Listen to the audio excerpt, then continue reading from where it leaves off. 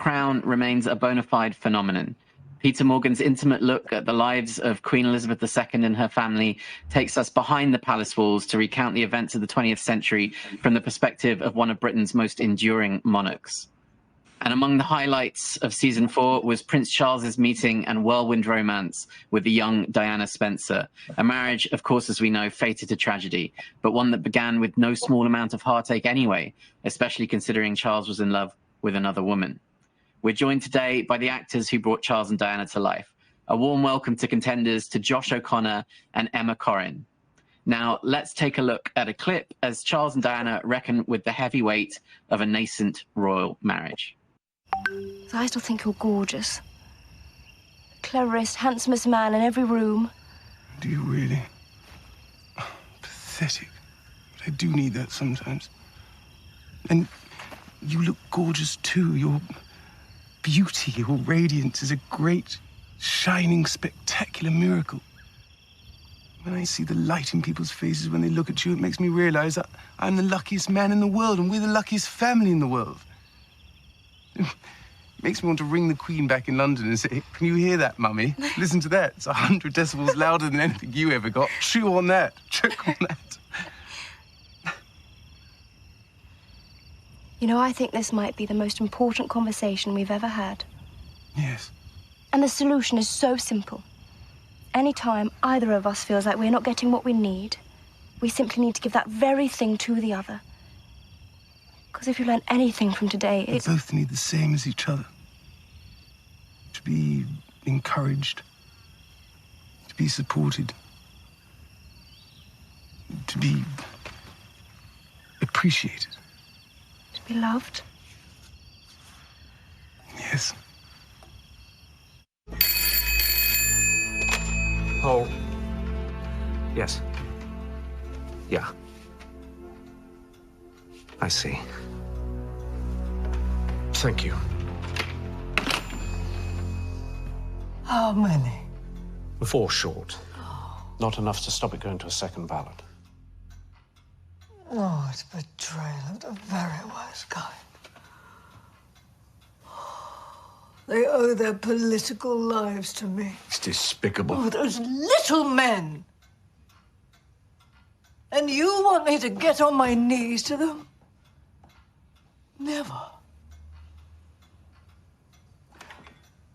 Have them brought into me, one by one. A rare moment of happiness there for Charles and Diana. And Emma, I'd love to start with you, if I may. With Diana, you know, you're charting the course of a young woman who was kind of really thrust into the public eye almost overnight. And here you are in this kind of water cooler show that seemed to attract, you know, so much cultural impact this year when we didn't even have water coolers to gather around. And I'd love to ask you, you know, kind of what the experience was like of sort of, you know, what it's been like since November, since the show went out, of just kind of experiencing this reaction. Did it give you a kind of a sense of deja vu here? Like sort of, but not really, because I guess because of lockdown and because I was experiencing everything from my flat, it actually felt incredibly far from the madness of that kind of response. I suppose what I heard was really, the reaction I felt was mainly through, like, I suppose social media or, I don't know, that kind of thing. But I think it was nice because I think even though we missed out on doing like a whole press tour and that kind of thing, it meant that it was very focused on our work, I suppose, and not us at loads of events, even though that might have been nice. But yeah. Well, I wonder if I can ask you to walk me through just a little bit, you know, getting the part and trying to wrap your head around playing Diana. I mean, what were the kind of the touch points for you early on in trying to figure out who she was and how you were going to play her? Yeah, so when I got the role,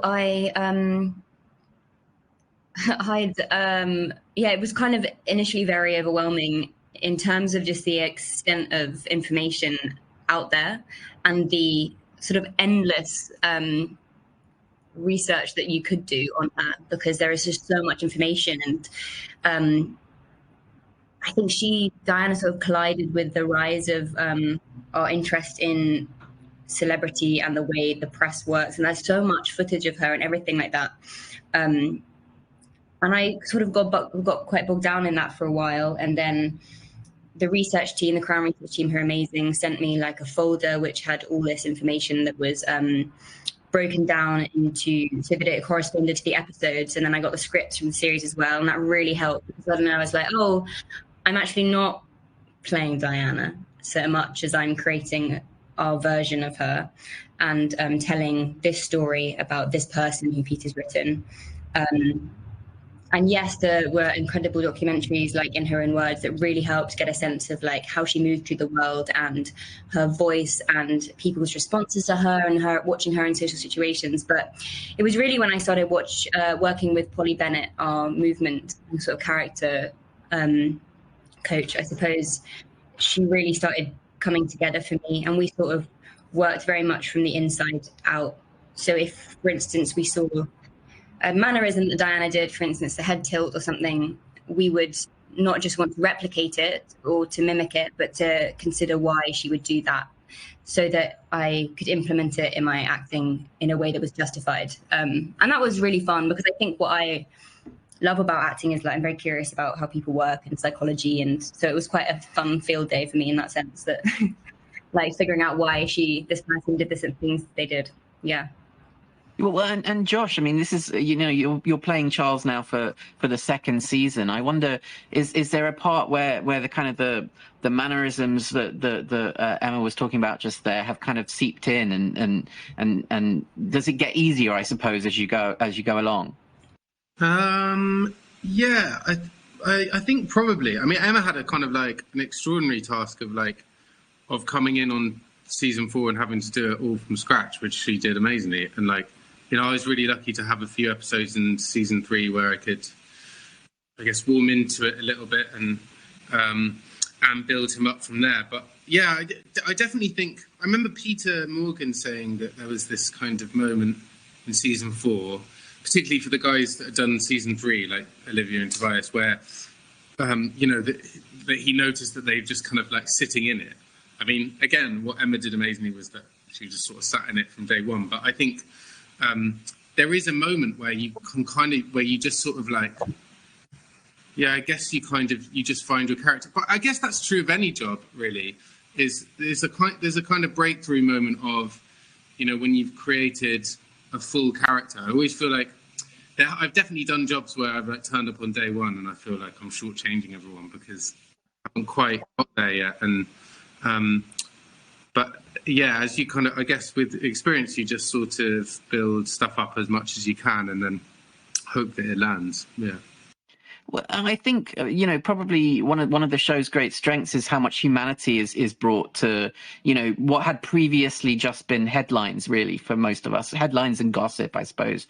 At the end of the day, I think, Emma, you touched on it earlier. Does it become about playing the people, playing, you know, a young couple in a marriage, struggling with a marriage, which is I suppose a theme that many of us can relate to? Yeah.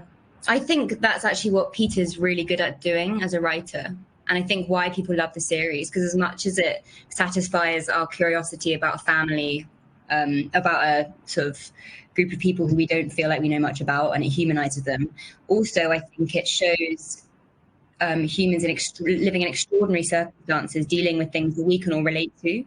And I think Josh, you might agree that like it's something that we really had to lean into, playing it as a young couple negotiating a marriage, negotiating their own complexities and their relationship.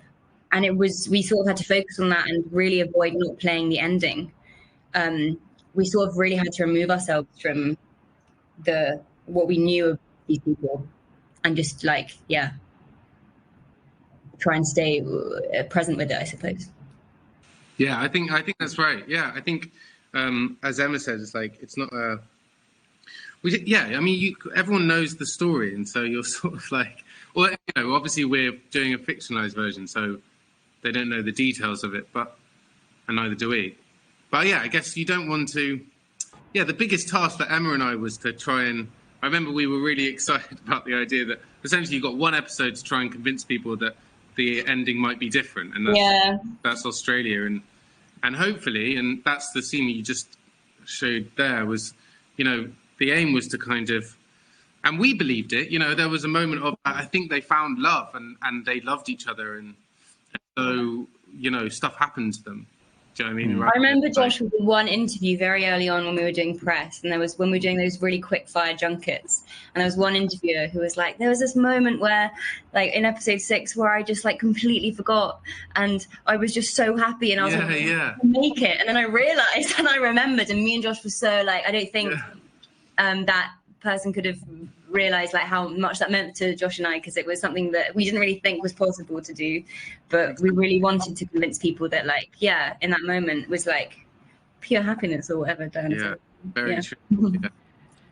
Well, speaking of quick fire, we are almost out of time. But before we go, I have to ask about the future of the show. I mean, obviously, we know that the next season, which we're all very much looking forward to, is going to involve a new cast of actors. What are you kind of excited about with the new season? What are you hoping to see? I'm excited just to see like how the actors like Elizabeth like take on the character and what they do with it, because that's the amazing thing about the show, is that it gives, like, with every different actor's interpretation of the person comes some new life to it. It's like that Josh, you always reference that film, the Dylan film. I'm Not There. Yeah, with all the different actors playing Dylan, and you sort of get a different flavor for him every time. It's fun to see. Yeah, I'm sort of, I don't know. Every time I'm asked about the next series, I get myself into trouble because someone says like, and do you know who's playing Charles next? I'm like, no, I don't. And then they say to me, well, it's Dominic West, isn't it? And I go, is it? And then the next thing I know, it comes out in the press, Josh O'Connor lets slip that it's Dominic. Honestly, I have heard nothing. So I'm still totally like unaware. You still don't know? I have no idea who it is. I have no idea. I'd like the record to show that I did not mention the name Dominic. I know you did. You landed yourself in it. Well, listen, before we get you into any more trouble, we should maybe leave it there. Emma Corrin, Josh O'Connor, thank you so much for joining us today. Thanks. Up next, we have another